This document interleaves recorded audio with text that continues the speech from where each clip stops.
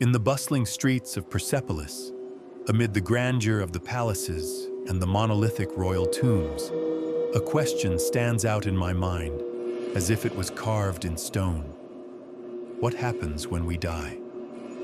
Join me, a learned sage of the ancient Persian race, as we ponder the mysteries of death, the soul, and what lies beyond the gate of no return. As we journey through the realm of thought, exploring death through the lens of Old Iranian Zoroastrianism, we shall seek answers as our ancestors did, weaving together their profound wisdom, their faith in the divine, and their sacred rites. Let us begin, soul traveler. In our land, life is a fleeting moment, a brief spark of existence within the vast and eternal cosmos. We, the children of Ahura Mazda, the supreme and benevolent God, are entrusted with the gift of life. But as all things created must eventually perish, we are bound by the inexorable fate of death. What then happens when we die? Is it an end, or is it merely a transition to another realm? We must first understand the divine order of things, the eternal struggle between the forces of light and darkness. Our faith tells us that the universe is governed by Ahura Mazda, the all-knowing, all-good God who created the world to be a place of harmony and order. He created us, the mortals, to uphold the values of Asha, truth, righteousness, and order. But Ahura Mazda did not act alone. In his service, there are many divinities, each one with a specific role to play in maintaining the balance of the world. Among these divinities, we find the Amesha Spentas, the holy immortals, who embody the virtues of the divine. There is Vohu Mana, the spirit of good mind and wisdom, who guides us to seek truth. There is Asha Vahishta, the spirit of divine order and truth, whose influence ensures that justice and righteousness prevail. Armaiti, the spirit of devotion and piety, calls us to serve Ahura Mazda with humility and reverence. And Spenta Armaiti, the spirit of the earth, the embodiment of nature, connects us to the land and reminds us that life is a delicate and sacred balance. But let us return to the matter of death. When the soul departs from the body, it leaves behind the realm of material existence and embarks upon a journey. This journey is not to be feared, for it is guided by the hand of the divine. The Fravashi, the guardian spirit, is there to guide the soul, just as the divine protectors guide us in life. In our tradition, the moment of death is seen as a passage, not an end. The soul of the deceased must cross the Chinvat Bridge, the bridge of judgment, which spans the abyss between the realm of the living and the realm of the dead. The bridge is not a mere span of stone. It is a symbol of the soul's moral condition, reflecting the deeds of the individual during their lifetime. The Chinvat Bridge is the final test, the point at which each soul's fate is determined. Will the soul pass with ease into the realm of light, or will it fall into the abyss, lost to darkness? Do you not find this fascinating?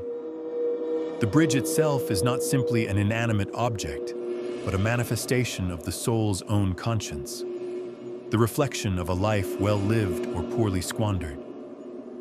The soul that lived in accordance with Asha, the divine truth, finds the bridge wide and easily passable. But the soul that followed the path of Druj, deceit, and falsehood finds the bridge narrow and treacherous, and may fall into the realm of darkness. For those whose deeds have been righteous, the afterlife is a realm of peace and eternal light. We call it the Vahishta Ahu, the house of the Luminous. In this place, the soul is welcomed by the divine spirits, including the Amesha Spentas, who offer their wisdom and blessings. Here, the soul is reunited with the divine essence, basking in the radiance of Ahura Mazda's eternal light. It is said that in this realm, there is no suffering or sorrow, for the soul has attained the ultimate reward, unity with the divine. Is this not the goal of all true believers? To live in such a way that, when we cross the Chinvat bridge, we are embraced by the light of Ahura Mazda, our deeds rewarded with eternal peace. Yet, even in the afterlife, the soul remains connected to the living. The remembrance of the dead is a sacred duty for those still on earth.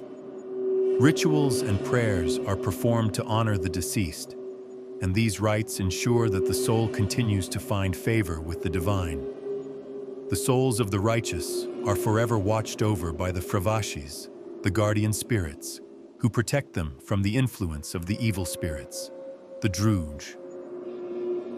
But what of those who fall into darkness? Those who lived lives of deceit and malevolence? What becomes of them when they cross the Chinvat bridge and face the consequences of their actions?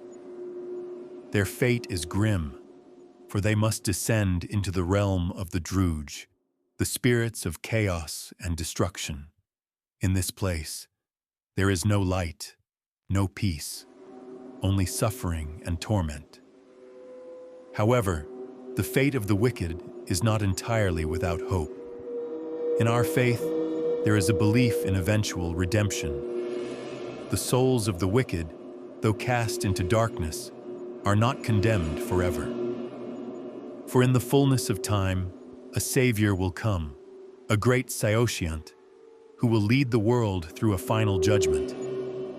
This Savior will cleanse the earth of all evil, and all souls, even those of the wicked, will be resurrected and given the chance to live again in a world purified by righteousness. But let us ask ourselves, dear friend, how can we ensure that we do not fall into the realm of darkness? What deeds must we perform to live in accordance with Asha and avoid the judgment of the Chinvat bridge? In the Persian worldview, death is not the end of all things. Rather, it is part of a greater cosmic cycle. The soul, having passed through judgment, may be reborn in a new body, depending on its past deeds. This cycle of life, death, and rebirth continues until the soul has purified itself fully, living in accordance with divine order, and achieves unity with Ahura Mazda. In this way, death is not a finality, but a transition, an opportunity for the soul to evolve, to learn, and to grow.